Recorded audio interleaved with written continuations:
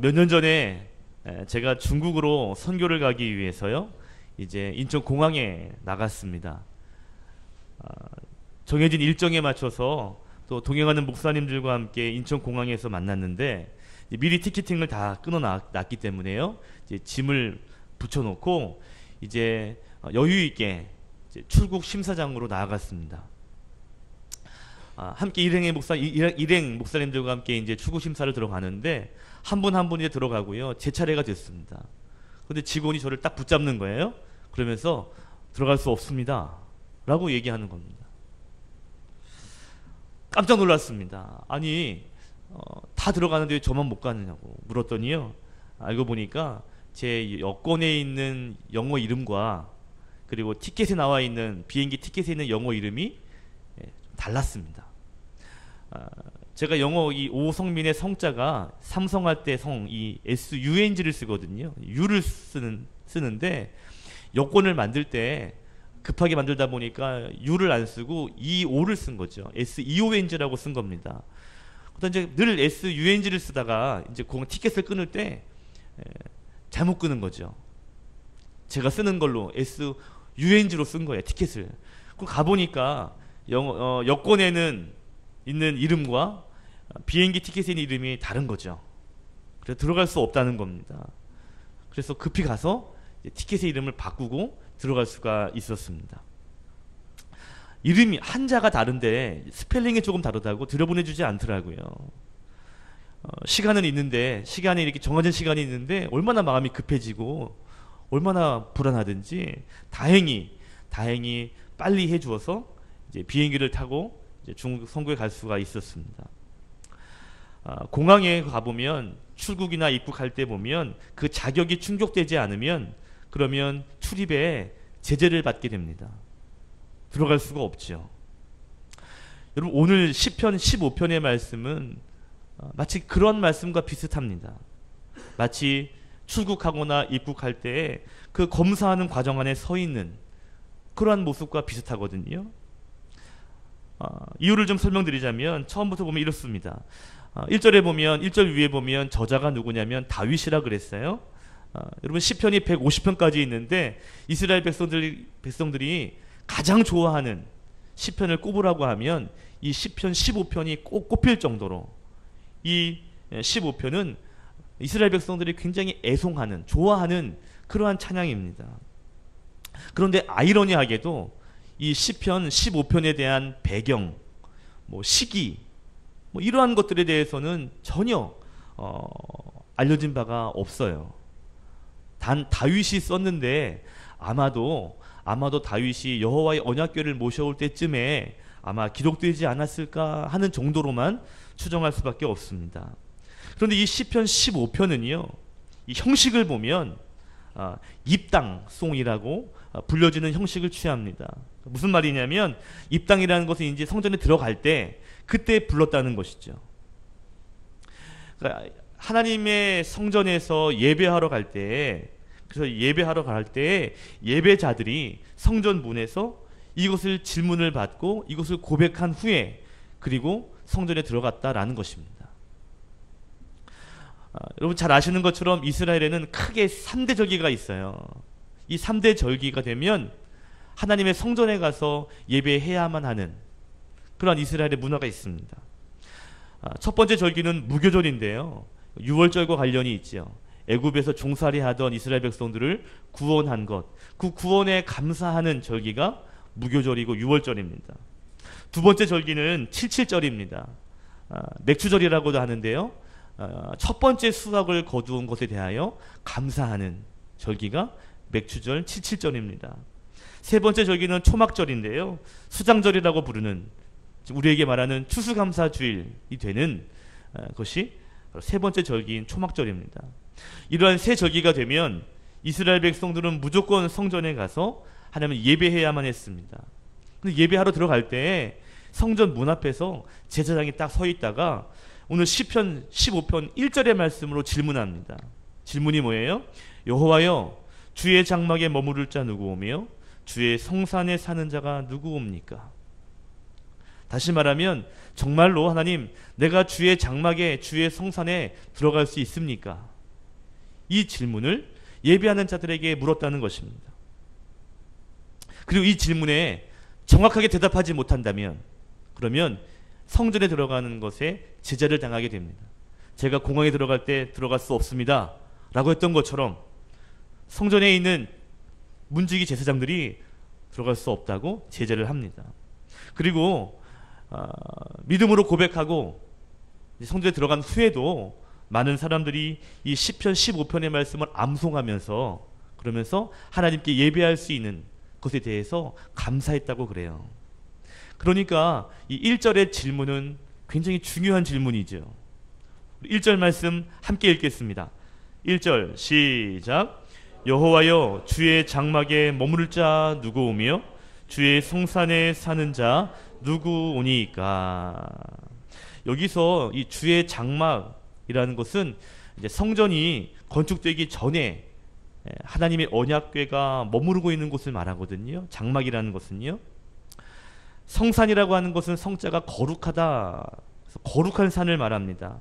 즉 하나님이 계신 곳 시온산을 가리킵니다. 그러니까 지금 다윗은, 저자인 다윗은 주의 장막 그리고 주의 성산, 이러한 표현을 사용하면서 하나님의 임재가 있는 곳, 하나님과 그 임재의 만남이 있는 곳, 그곳을 이렇게 표현한 것이죠. 하나님과 친밀한 관계를 맺을 수 있는 곳, 예배하는 곳, 하나님 만나는 곳, 그곳을 지금 주의 장막과 주의 성산이라고 표현한 것이죠. 그러니까 지금 이 1절의 표현은요, 똑같은 표현을 반복하고 있는 것입니다. 하나님 임재하는 곳, 하나님의 임재가 있는 곳. 그리고 주의 장막에 머무른다라고 하다가 그 다음에는 산다 그랬거든요. 계속적으로 머물러 산다. 점층법을 사용하고 있습니다. 그러니까 지금 하나님의 이 만나는 이 장소, 이 예배하는 이곳, 이곳에 대해서 강조하는 표현이라고 할 수가 있는 것이죠. 정리해보면 시편은요, 15편은요, 하나님의 성전에 들어갈 자가 누구냐? 하나님 만날 수 있는 사람이 누구냐? 하나님과 동행할 수 있는 사람이 누구냐? 라는 질문으로 시작하고 있다라는 것입니다. 주의 성산에 사는 자, 하나님께 예배할 수 있는 자, 하나님과 동행할 수 있는 자가 누구냐라고 하는 것이죠. 오늘 말씀을 통해서 하나님 예배할 수 있는 자가 누구인지, 하나님과 동행할 수 있는 자가 어떤 자격인지, 오늘 말씀이 저와 여러분에게 은혜가 되기를 원합니다. 아멘. 자, 첫 번째로 제가 나누고 싶은 교훈이 있습니다. 한번 따라합시다. 예배제에 대한 성찰이 있는 사람이 됩시다. 어떤 성찰이요? 예배자에 대한 성찰. 예배가 무엇이며 내가 진정한 예배자인지에 대한 성찰, 점검이 있는 그러한 삶을 살아야 한다라는 것이죠. 1절을 다시 한번 보십시오. 보면 여호와의 장막에 머무를 자가 누구며 여호와의 성산에 거할 자, 사는 자가 누굽니까? 라고 말합니다. 이 말씀을, 이 표현을 조금 쉽게 표현하면 이런 거예요. 하나님, 제가 정말 하나님 계신 성전에 갈 수 있을까요? 하나님, 제가 하나님 임재하고 계신 그곳에 하나님과 동행할 수 있을까요? 하나님, 제가 그런 자격이 있는 사람인가요? 라고 하는 질문이 이거죠. 그러니까 지금 다윗은 자기 스스로에게 질문했고요. 또 예배하러 오는 사람들에게, 제사장들이 당신들 정말 예배하는 사람입니까? 하나님 만날 수 있습니까? 라는 질문이 되는 말씀이 1절의 말씀이에요. 내가 정말 하나님 앞에 설 수 있는 자격이 있는가? 내가 정말 하나님과 동행할 수 있는 그러한 사람인가? 이 말씀이 오늘을 사는 저와 여러분에게도 신앙을 성찰할 수 있는 말씀이 되기를 원합니다. 특별히 이 말씀을 통해서 내가 정말 하나님 만날 수 있는가? 내가 하나님 예배할 수 있는가에 대한 성찰이 있어야 됩니다. 성도에게 있어서 가장 큰 역할이 뭘까요? 그것은 예배자입니다. 성도에게 있어서 가장 큰 사역이 뭘까요? 예배입니다. 어떤 봉사보다 가장 중요한 것이 예배라고 해도 과언이 아닙니다. 봉사하기 위해 예배를 포기한다면 핵심 가치가 바뀐 겁니다. 가장 중요한 예배가 가장 큰 것이죠. 만약에 성도에게 있어서 성도에게 있어서 이 예배의 기초가 흔들리게 된다면, 또 이 예배가 내 안에 정립되지 않는다면 내가 정말 하나님의 사람인지 여러분 다시 한번 보셔야 합니다. 성도는 예배에 대한 기초가 쌓여져 있어야 합니다. 예배가 흔들려서는 안 되죠. 그런데 많은 사람들이 이 예배에 대해서, 그리고 예배자에 대해서 좀 가볍게 여기는 경향이 있습니다. 여러분, 예배자는요 아무나 되는 것이 아닙니다. 그래서 이런 말이 있어요. 예배자는 누구나 다 예배자가 될 수 있지만 아무나 되는 것은 아니다. 예배자가 될 수 있는 모든 길은 십자가로 말미암아 다 열어주셨습니다. 그런데 그것을 믿음으로 고백하고 예배하는 사람들은 그것은 정해져 있습니다. 이 말을 다시 말하면 예배 자리에 있다고 해서 다 예배자가 될 수 없다는 것이죠. 예수 그리스도를 나의 구주로 고백하고 예수님이 내 인생의 주인이시다, 하나님이 내 인생의 주인이십니다라는 이 고백이 있을 때, 하나님을 진정으로 아는 고백이 있을 때 그 사람이 진정으로 예배자가 됩니다. 그냥 예배에 참석하고 가는 것이 예배자가 아닙니다. 우리는 예배자를 되게 가볍게 볼 때가 있습니다. 하나님을 제대로 알지 못하고요, 십자가 은혜에 대한 분명한 확신이 없다면 여러분 예배자가 아니라 그냥 예배의 참석자입니다. 예배자는요 굉장히 귀한 사역입니다.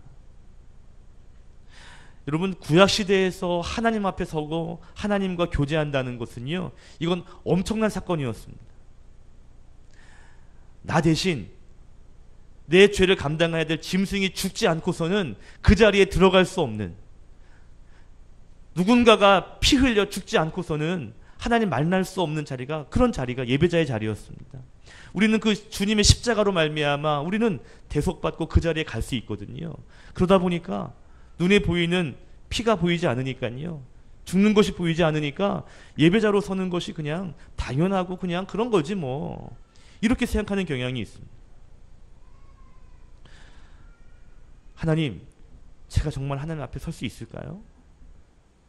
하나님, 제가 과연 예배자가 될 수 있습니까? 이러한 고민이 없이 우리는 많이 예배드리는 것 같습니다. 여러분, 예배에 대해서 정말 관심이 있고 예배가 내 인생의 가장 큰 핵심인 사람은요, 일주일의 삶을 예배를 준비하기 위해 삽니다. 일주일 동안 예배를 준비합니다. 예배를 기대합니다. 예배를 사모합니다. 예배자에 대한 예배자가 이렇게 귀한 거다라고 하는 그 은혜를 알지 못하는 사람은요, 자기 삶을 살다가 시간이 돼서 아이고 가야 되겠네, 마치 짬을 내서 가는 것처럼 예배합니다. 진정한 성도는 월화수목금토 일주일을 주일을 예배드리기 위해서 헌신합니다. 준비합니다. 그리고 주일 받은 은혜를 가지고 또 다른 일주일을 살아가는 것이죠. 그래서 주일은 일주일 가운데 가장 앞에 있습니다. 주일의 은혜를 받고 일주일을 살아가는 겁니다. 성도는 그런 거예요. 일주일 살다가 쉬는 날이 아니고요, 예배를 드리고 하나님 만난 다음에 세상 가운데 일주일을 살아가는 것입니다. 예배가 얼마나 중요한지. 운동선수들이 올림픽 같은 큰 경기에 출전하게 되면 몇 년 전부터 몸을 만들기를 준비합니다. 최고의 컨디션을 만들고 지구력을 키우고 근력을 키우고 기술을 연마합니다. 그런 다음에 출전하는 그 경기 그날이 되면 그때 준비했던 모든 것들을 쏟아붓습니다. 여러분, 프로 선수가 다음날 중요한 경기가 있는데 그 전날 흥청망청 놀다가 시합 간다는 사람 보셨어요? 프로는 그렇지 않습니다. 그 경기가 중요하면 중요할수록 그 전에 준비는 더 치열하게 준비하게 되죠. 여러분, 우리가 예배에 대한 프로라면, 우리가 정말 예배자에 대한 마음이 정말 특심하다면 여러분, 토요일은요 예배를 준비하는 온전한 날로 살아야 합니다. 마음이 상하지 않도록, 내 남편이 마음 상하지 않도록 토요일 날요 은혜롭게 살아야 합니다. 최고의 컨디션 될 수 있도록 토요일을 그렇게 준비해야 되는 것이죠. 성도에게 예배가 중요하다면, 하나님 앞에 서는 것이 정말 값진 것이라면 당연히 준비하게 되어 있습니다. 우리가 하나님 앞에 설 때 내가 정말 예배자인지, 예배를 귀하게 여기고 있는지, 마음의 준비가 되었는지 자기 스스로를 성찰하는 마음이 꼭 필요한 것이죠. 특별히 하나님, 제가 예배자입니다. 하나님, 제가 예배드립니다. 이 마음이 있어야 합니다.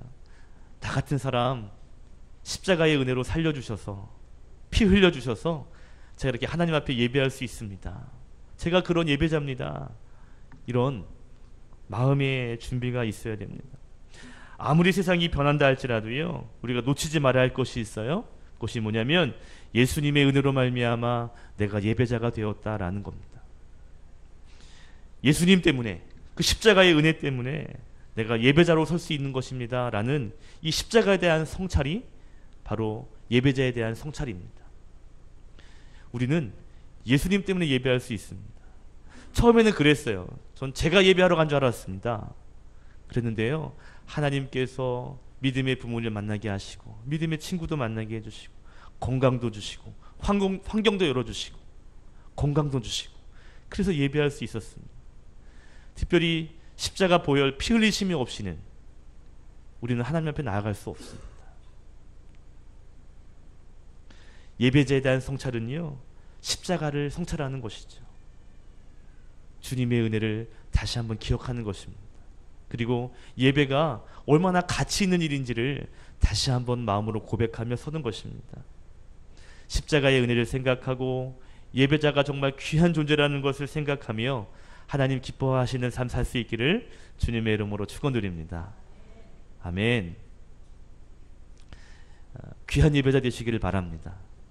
예배의 성공자가 되셔야 세상에서 성공할 수 있어요. 여러분, 오늘 시편 15편은 내가 정말 하나님 만날 수 있습니까? 내가 정말 하나님 예배할 수 있습니까? 라고 하는 질문으로 시작합니다. 그리고 이스라엘 백성들도 예배하기 전에 이 질문을 받았습니다. 그러면 그 뒤에 대답은 이런 대답을 해야 될 것 같아요. 예, 제가 전도를 많이 했습니다. 네, 제가 기도를 많이 했습니다. 제가 일주일에 예배 많이 들었습니다. 이렇게 대답하면 들어갈 수 있을 것 같아요. 그런데 오늘 2절부터 5절까지의 내용을 보면 그런 얘기가 없어요. 오히려 삶에 대한 이야기로 가득합니다. 오늘 두 번째 나누고 싶은 교훈이에요. 한번 따라 합시다. 하나님의 뜻을 삶에 반영하는 사람이 됩시다. 하나님의 뜻을 내 삶 가운데 반영하는 사람, 여러분 그러한 사람이 되시기를 원합니다. 2절부터 5절까지 대답을 들어보면 질문에 대한 대답이 쭉 기록되어 있는데 11가지의 대답들이 모두가 다 삶에 대한 것들이죠. 2절에 보면 정직하게 행하며 공의를 행하며 실천하며 그의 마음의 진실을 말하며, 3절에 그의 혀로 남을 허물하지 아니하고 그의 이웃에게 악을 행하지 아니하며 그의 이웃을 비방하지 아니하고 그의 눈은 망령된 자를 멸시하고 여호와를 두려워하는 자들을 존대하며 그의 마음에 소원하는 것은 해로울지라도 그의 소원이 바뀌지 아니하고, 5절에 보면 이자를 받으려고 돈을 꾸어주지 않고 뇌물을 받고 무죄한 자를 해하지 않는 것, 이러한 삶의 모습이 있어야 합니다 라고 대답하고 있습니다. 그러니까 하나님을 만나기 위해, 또 하나님을 예배하기 위해, 하나님과 동행하기 위해서는 하나님의 뜻을 우리의 삶 가운데 반영하고 실천한 후에, 하나님 내가 이렇게 살았습니다 라고 하는 고백을 한 후에 하나님 만나러 갔다라는 것이죠. 여러분 2절에 보면요, 2절에 정직을 행하고 그리고 공의를 실천하고 그리고 마음의 진실을 말한다라는 건 이건 자기 개인적인 성품과 관련이 있습니다. 그리고 3절부터 5절까지는 이웃과의 관계와 관련이 있습니다. 이런 말이죠. 하나님께서 말씀하신 것들을 내 가운데 성품으로 받아들이고 또 사람과의 관계 안에서, 이웃과의 교제 안에서도 그 하나님의 뜻을 실천하며 살아가는 삶이 있은 후에, 그런 다음에 주님 앞에 하나님 앞에 섰다는 것입니다.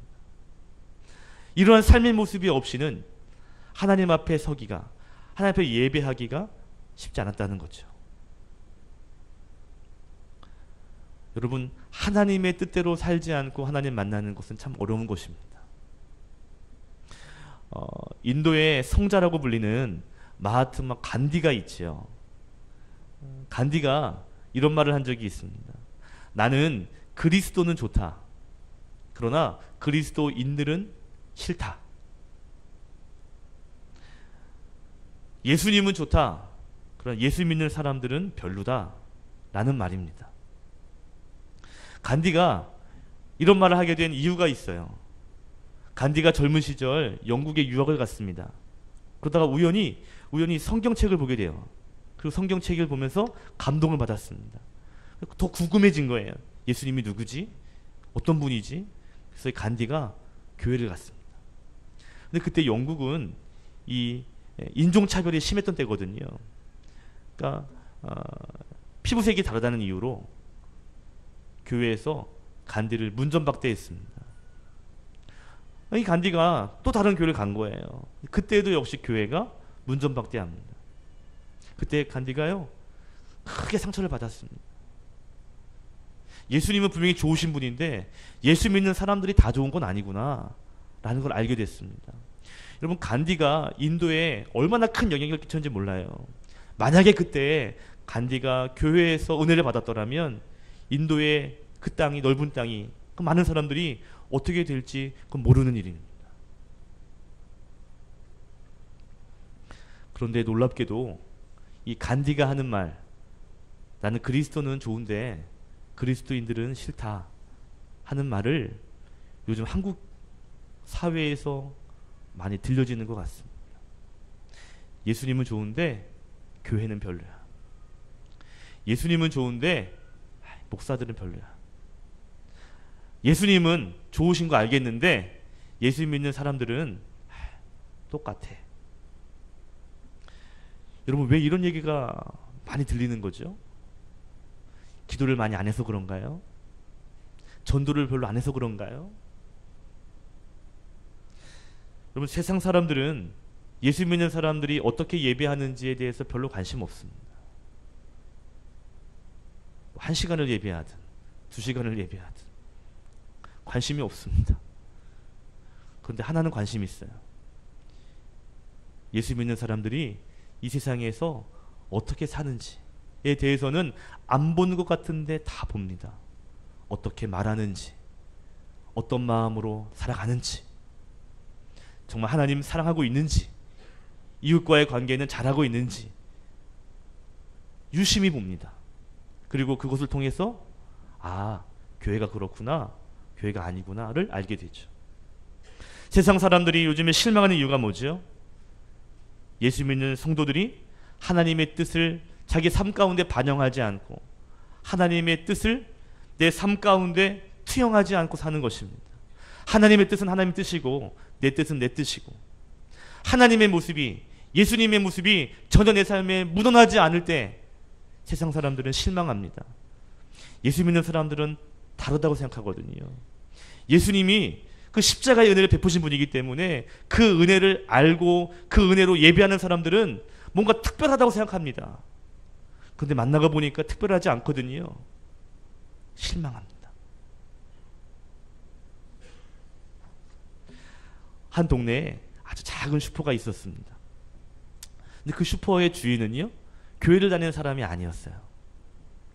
그런데 어느 날 이 슈퍼 주인 아저씨가 손님 와서 계산을 할 때면, 우리 교회 여기 앞에 집 앞, 우리 슈퍼 앞에 교회 있잖아요. 이 목사님이 새로 오셨는데 너무 설교를 잘합니다. 이렇게 얘기를 그냥 하는 거예요. 우리가 맛있는 집에 가면 맛있으면 또 사람 만날 때마다 맛있는 집 갔었어 이렇게 얘기하듯이, 이 슈퍼 아저씨가 사람 만날 때마다 여기 앞에 있는 교회 목사님이 새로 오셨는데 아주 설교를 잘한다고 그렇게 이야기를 하더랍니다. 너무 칭찬하니까 어떤 사람이 물었습니다. 아니, 그렇게 목사님이 설교 잘하시냐고. 그럼 지난주에 무슨 설교 하셨냐고. 그랬더니 이분이 그러더래요. 저는 교회를 안 가가지고요 무슨 설교했는지는 몰라요. 그러더라는 거예요. 아니, 교회도 안 가고 설교도 안 들으시면서 설교 좋은지 어떻게 하시냐고. 그랬더니 이 주인 아저씨가 이렇게 얘기하더랍니다. 예, 그 교회에 목사님이 새로 오셨는데 새로 오신 다음에 성도들이 외상값을 잘 갚습니다. 그러니까 그 목사님 설교를 아주 잘하시는 것 같습니다. 라고 말을 하더라는 것이죠. 진정한 성도는요, 하나님의 말씀을 듣고 그 말씀을 내 삶 가운데 반영시킵니다. 그리고 그 말씀을 실천합니다. 쉽지 않죠. 여러분, 하나님의 섭리와 이 세상의 가치가 때로는 충돌할 때가 있어요. 너무 다를 때가 있습니다. 그럴 때 그 말씀을 실천한다는 것이 쉬운 일이 아닙니다. 경제가 어렵고 힘들고 쪼달린데 하나님께 예물을 드린다는 것, 이건 뭔가 좀 다른 것 같은 거죠. 힘들고 지치고 피곤한데 또 봉사를 하랍니다. 휴가 기간에 휴가 가야 되는데 뭐 선교를 가라고 그러고요. 이건 세상 사람들이 볼 때 전혀 이해할 수 없는 거거든요. 그런데요, 성도는 하나님의 뜻을 바라보며 그 뜻을 내 삶 가운데 반영시키고 실천하는 것이죠. 내 계획과 내 생각, 그것과 다르다 할지라도 하나님의 뜻이 더 크다라는 것을 인정하고 그것을 받아들이고 그 뜻에 맞추어 살아갑니다. 그러한 사람들이 하나님 앞에 나아갈 때 당신 정말 예배 드릴 수 있겠습니까? 당신 정말 하나님 만날 수 있겠습니까? 라고 질문할 때 네, 제가요 하나님 뜻대로 살았어요. 제가요 하나님 뜻을 붙잡고 살았습니다. 그래서 하나님 만날 수 있습니다. 라고 고백하고 들어갔다는 것입니다. 여러분, 진정한 성도는 하나님의 말씀 듣고 하나님의 말씀이 이런 거구나 머리로만 알고 가는 것이 성도가 아니에요.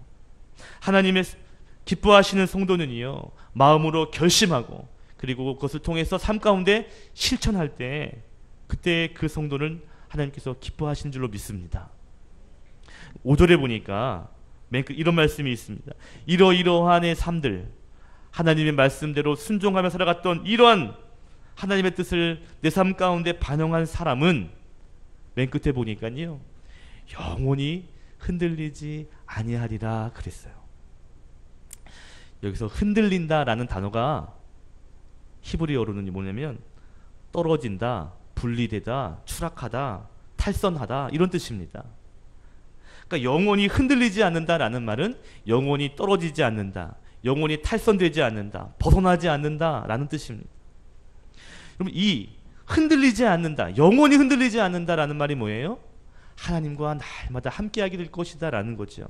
이 표현은 1절에 주의 장막에 거하는 자, 주의 성산에서 살아가는 자, 이러한 자와 똑같은 맥락의 뜻입니다. 하나님과 함께하는 자, 하나님과 동행하는 자, 하나님과 함께 살아가는 자가 될 것이라는 거죠. 약속입니다. 어떠한 사람이 하나님과 함께할 수 있으며 하나님 예배할 수 있습니까? 내가 정말 예배자가 되었다는 것에 대한 감격이 있고, 그리고 내 삶에 하나님의 뜻을 받들어 살았습니다 라고 하는 이러한 진정한 삶의 모습이, 그 고백이 있은 후에 나아갔더니 다시금 영원히 하나님과 함께 할 수 있는 축복을 계속 누리게 되더라 라는 것이 오늘 시편 15편의 말씀인 것이죠. 말씀을 정리하겠습니다. 여러분, 예배제에 대한 성찰이 있어야 합니다. 십자가의 은혜로 내가 이렇게 하나님 앞에 설 수 있고 하나님과 동행할 수 있다는 것, 이 십자가의 은혜가 날마다 여러분에게 감동이 되시기를 바랍니다. 또 하나, 하나님의 뜻을 붙잡고 사는 것입니다. 날마다 하나님의 뜻이 이루어질 수 있도록 우리 가정 안에, 우리 일터 안에, 우리 교회 안에 하나님의 뜻이 반영되고 투영될 수 있도록 그렇게 하루하루를 살아내는 삶이 있어서 하나님의 기쁨이 되는, 그리고 날마다 하나님과 영원히 동행하게 되는 삶을 살 수 있기를 예수 그리스도의 이름으로 축원합니다.